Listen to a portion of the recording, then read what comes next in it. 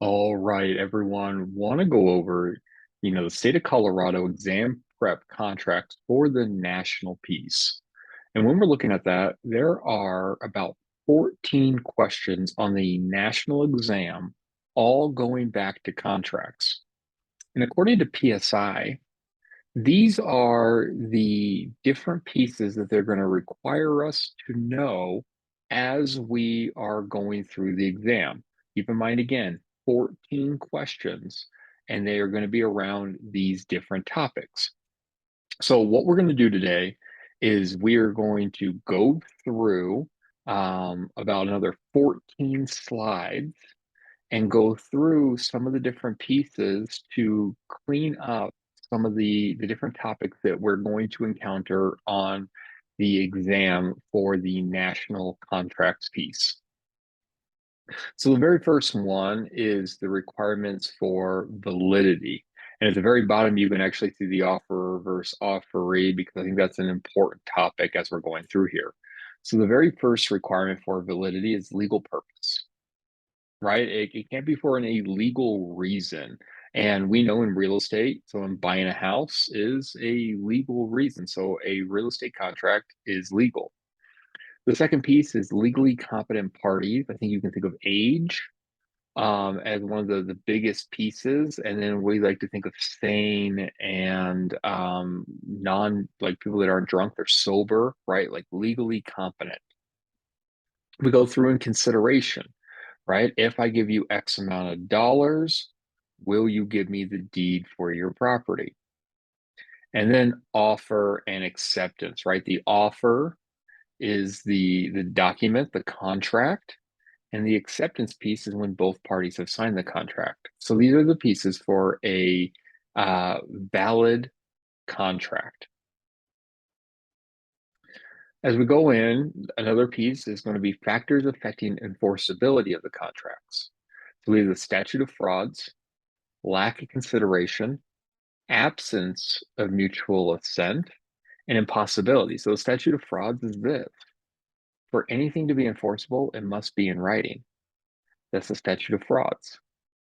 Lack of consideration, right? The buyer's earnest money deposit serves as consideration at the beginning of the contract, and the seller transferring the title serves as consideration at the end of the contract. Acceptance, or I'm sorry, the absence of mutual assent or the meeting of the minds, right? Where both parties didn't freely agree to the terms of the contract. And then impossibility, right? Something out of the control of the parties would make it either difficult or too expensive to go through with the contract, which would make it unenforceable. So those are four things that would affect if a contract would be enforceable.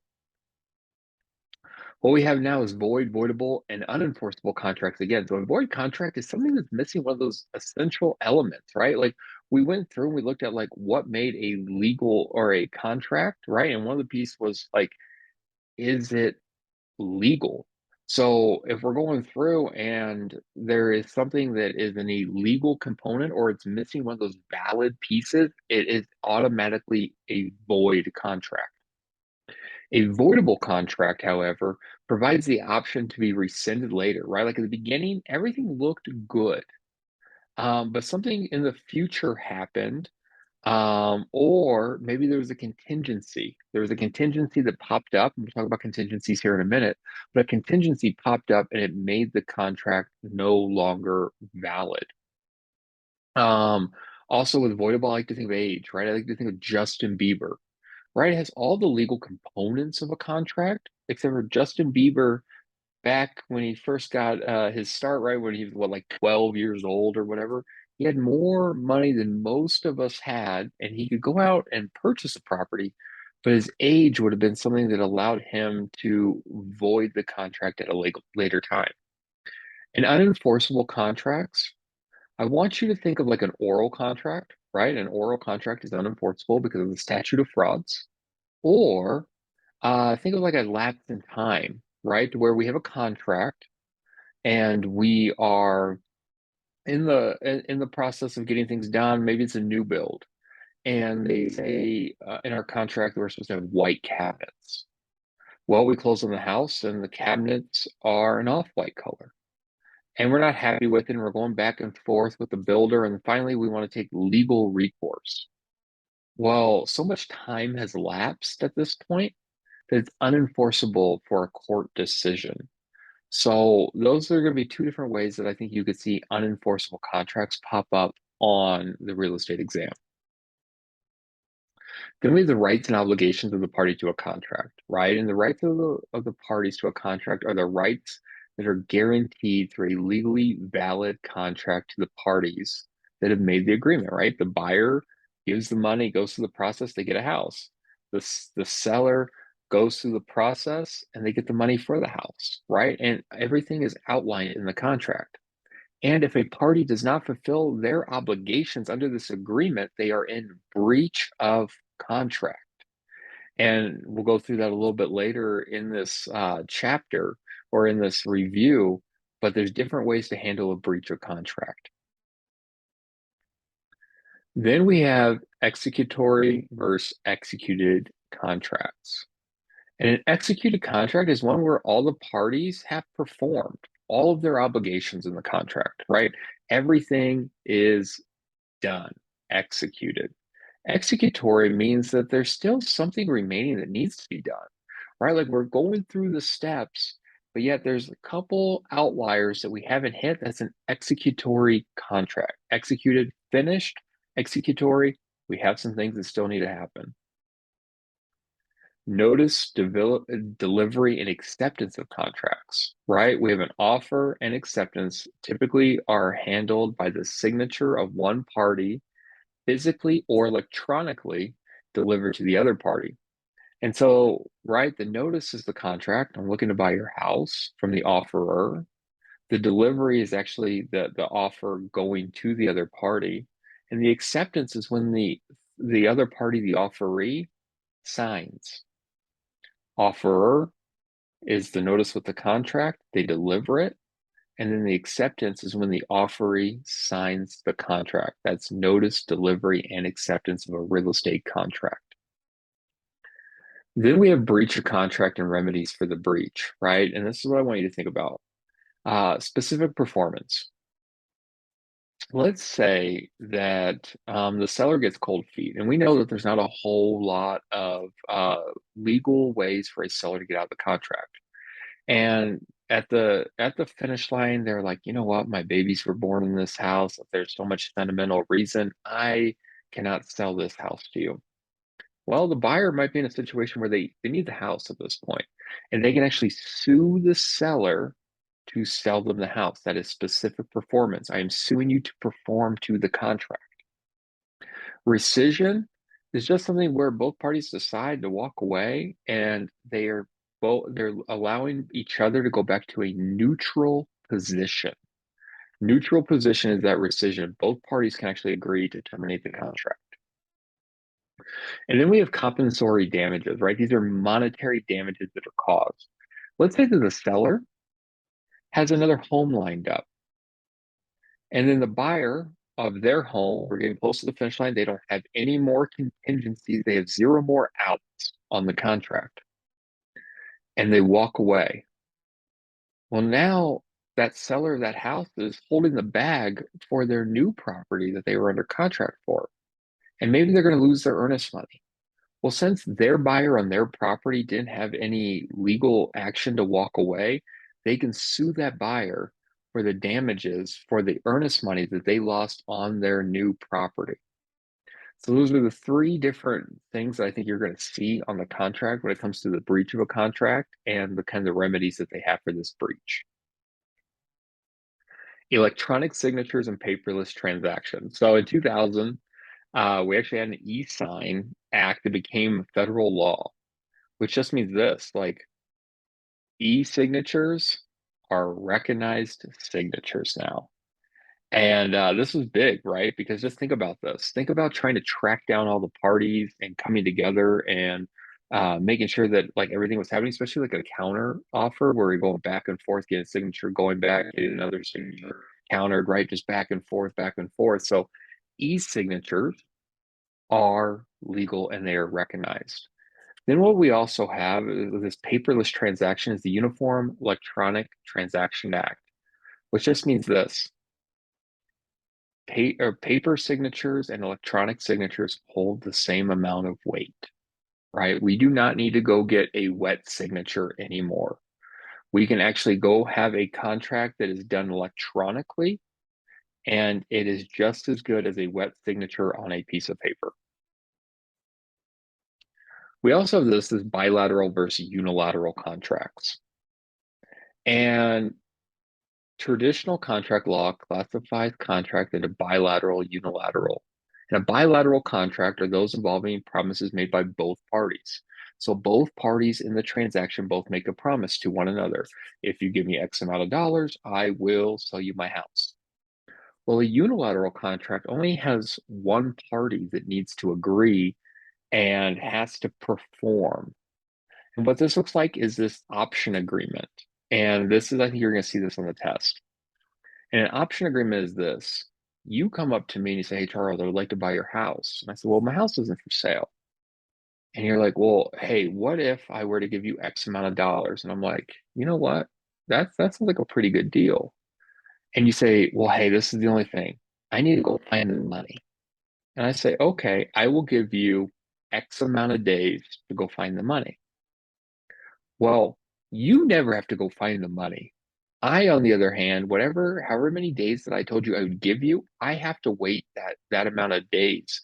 I can't sell it to anyone else, and I can't go back on our deal for the X amount of days that I gave you. This is a unilateral contract. Only I, the seller, have to perform. You never have to go find the money, but I have to wait for you to either find it or not find it, and I cannot sell it to anyone else in the meantime. One of the other pieces, right, we have contract clauses, including the amendments and the addendas, right? And a clause identifies a particular section of a contract. Real estate contracts use many types of clauses that you can see on your exam. And when we think about clause, it really is just an extra set of writing that really just spells something out. An amendment to a real estate contract is a change to the original terms of the contract, right? Maybe it's a date. Maybe while we already talked about time is of the essence, maybe both the buyer and the seller want to change a date and push it a little bit further out. They can amend the contract to reflect that date change. Then we have an addenda. This is actually a brand new document. This is an addition to the real estate documents that we have already signed from day one, to where we're changing something big, right? Maybe the buyer or the seller needed something in addition to the contract. Maybe it's a rent back, which would be a clause, to where they're actually going through and we are putting more documentation and adding to our original contract. When does an offer become binding? And an offer becomes binding when both parties have signed, right? The offerer has signed the contract and has sent it to the offeree, and the offeree signs the contract. We now have a binding offer. Contingencies. A contingency is a condition that you put in your real estate contract. And you guys, you're going to see questions around contingencies on the test. And contingencies are protective mechanisms that give you an easy way out as certain situations occur, right? And this isn't so that you can walk away, right? A contingency is this, like, Mr. and Mrs. Seller, I have every intention to buy your home. Now, a couple certain things need to happen. And these are some of the four main contingencies we see. And I think you might see some on the exam.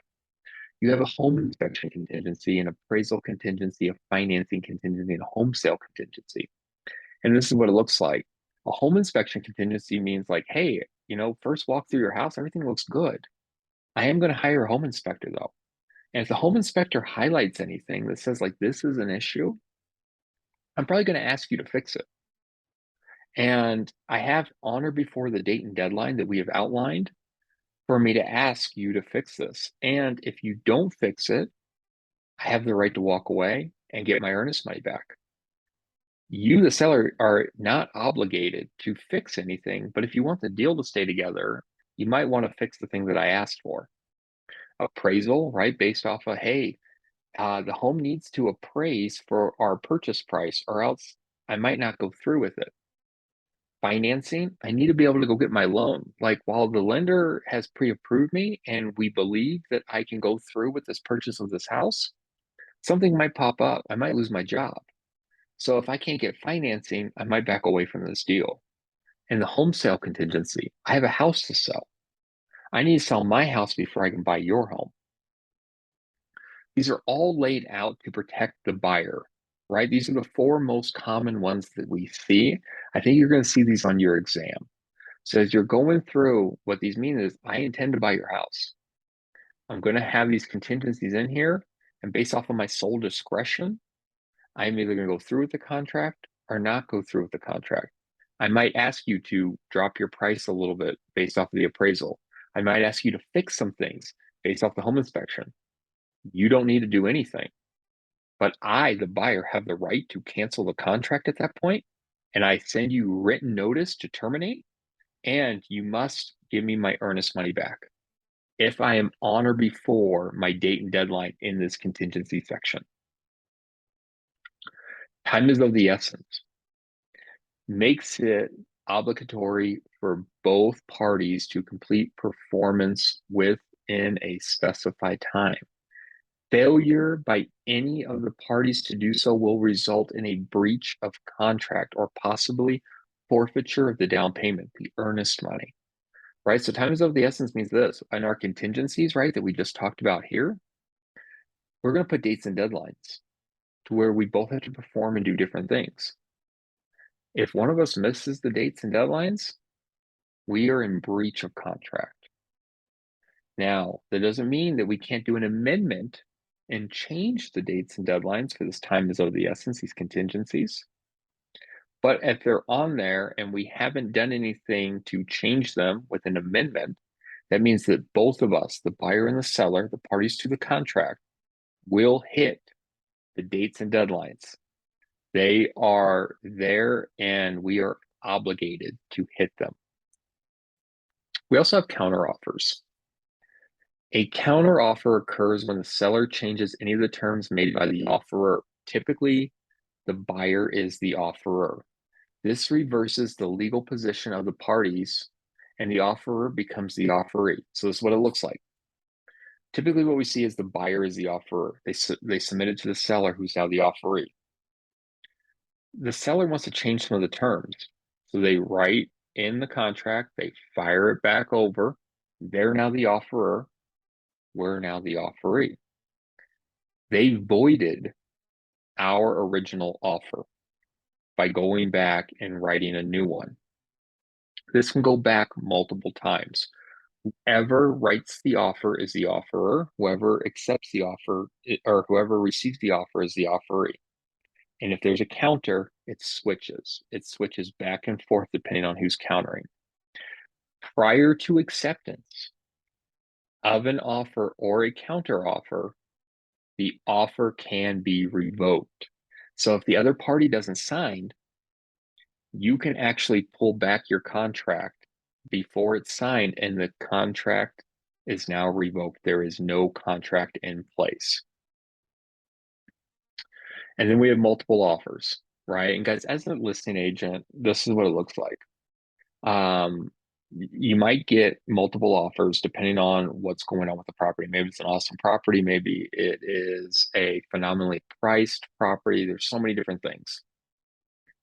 We are going to handle this as agents however we are lawfully instructed by our client. Now, there is no contract until the second party signs. Keep that in mind, right? If I get 10, 15 offers, we haven't accepted any of the offers until we sign it. If we counter an offer, again, remember the counter offer, then we just voided that first offer. We rejected it and we created a new offer. So as you're going through, you also need to present all offers to your client. That's law. And so even if your client signs an offer, there's offer and acceptance, they sign, and another offer comes in down the road, you are lawfully obligated to tell your client about the offer that just came in. All right, everyone. That was the state of Colorado exam prep for contracts. Remember, there's roughly 14 questions on the national exam. There's 80 total questions. 17% of them are contracts. These are the sections that, according to PSI, you will see you need to be familiar with it. This is 14 of your 80 questions. I hope this was helpful. And until next time, keep crushing it and let's get you your real estate license.